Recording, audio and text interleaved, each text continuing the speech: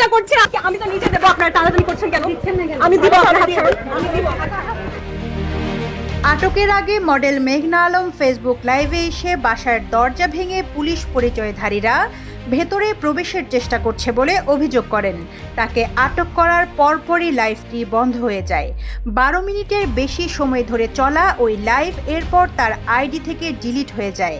এদিকে বিশেষ ক্ষমতা আইন ব্যবহার করে মিস আর্থ বাংলাদেশ 2020 বিজয়ী মডেল মেঘনাকে আটকের পর কারাগারে পাঠানোর ঘটনায় গভীর উদ্বেগ জানিয়েছে অ্যামনেস্টি ইন্টারন্যাশনাল।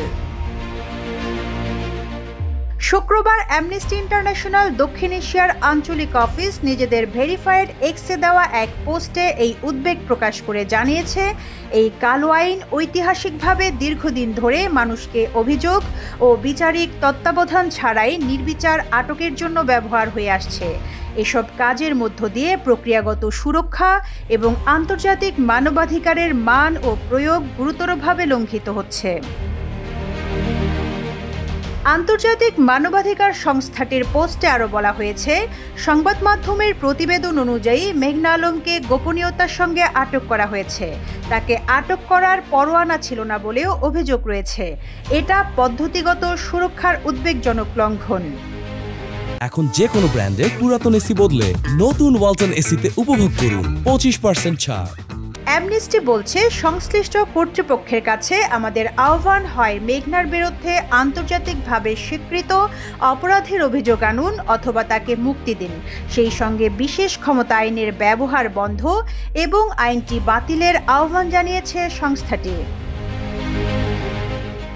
গত বৃহস্পতিবার রাত 10টার দিকে বিশেষ ক্ষমতা আইনে মেঘনা আলমকে 30 দিনের আটক আদেশ দিয়ে কারাগারে পাঠানোর নির্দেশ দেন ঢাকার চিফ মেট্রোপলিটন ম্যাজিস্ট্রেট আদালত।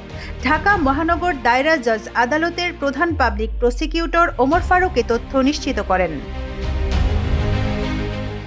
আদেশের বরাতে আদালতের সংশ্লিষ্ট এক কর্মকর্তা বলেন, 1974 সালের বিশেষ ক্ষমতা আইনের 2 F ধারায় জননিরাপত্তা ও আইন শৃঙ্খলা পরিপন্থী ক্ষতিকর কাজ থেকে বিরত করার জন্য এবং আইন শৃঙ্খলা বজায় রাখার স্বার্থে এই আদেশ দেওয়া হয়েছে।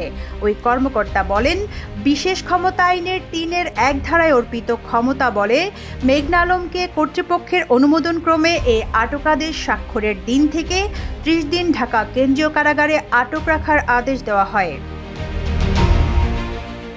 সংশ্লিষ্ট সূত্রগুলো বলছে, এর আগে বুধবার রাতে মেঘনা আলমকে রাজধানীর বসুন্ধরার বাসা থেকে ঢাকা মহানগর গোয়েন্দা পুলিশ আটক করে। মেঘনা তখন ফেসবুক লাইভে এসে দাবি করেন তিনি নিরপরাধ। Rizwana Rinti, news desk, Ittefaq.